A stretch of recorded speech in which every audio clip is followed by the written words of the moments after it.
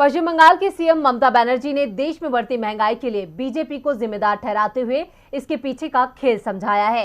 इसके साथ ही उन्होंने बंगाल के रास्ते से होने वाले कोयले और मवेशियों की तस्करी पर भी सवाल उठाए हैं कि आखिर केंद्र सरकार इस समस्या की ओर ध्यान क्यों नहीं देती है। आर्थिक तंगी से गुजरते देश में हालात संभालने के लिए ममता बनर्जी ने एक मांग भी मोदी सरकार के सामने रखी है। क्या है मांग ममता बनर्जी की ओर से और क्या खेल है महंगाई के पीछे का, आइए देखते हैं इस रिपोर्ट में। मोदी सरकार की कमियां गिनाने का काम ममता बनर्जी बखूबी करती हैं। बंगाल में बीजेपी को मात देने के बाद ममता बनर्जी अब केंद्र में भी बीजेपी को हटाने के लिए तैयार बैठी हैं।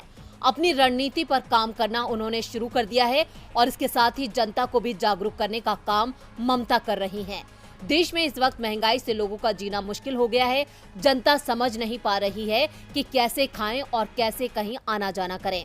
सरकार तो रोजाना पेट्रोल, डीजल और गैस के दाम बढ़ा रही है, लेकिन अब ममता बनर्जी ने महंगाई के इस खेल का खुलासा किया है। ममता बनर्जी का कहना है कि केंद्र ने गैर भाजपा राज्यों में भगवा पार्टी द्वारा किए गए अत्याचारों से ध्यान हटाने के लिए पेट्रोल और डीजल की कीमतों में भारी बढ़ोतरी की अनुमति दी है।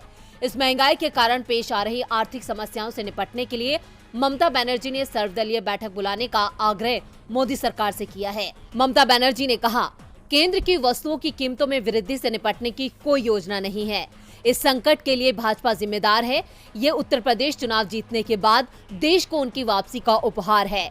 विपक्षी दलों के खिलाफ सीबीआई और ईडी जैसी एजेंसियों का उपयोग करने के बजाय केंद्र को चल रही आर्थिक समस्याओं को हल करने के लिए एक सर्वदलीय बैठक बुलानी चाहिए। इसके साथ ही उन्होंने उत्तर प्रदेश, राजस्थान और मध्य प्रदेश जैसे राज्यों से बंगाल से होते हुए बांग्लादेश तक कोयले और मवेशियों की तस्करी के खिलाफ कार्रवाई नहीं करने के लिए केंद्र सरकार की भी आलोचना की है।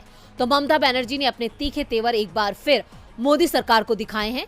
देखना है कि उनकी बातों को कितनी तवज्जो केंद्र सरकार देती है।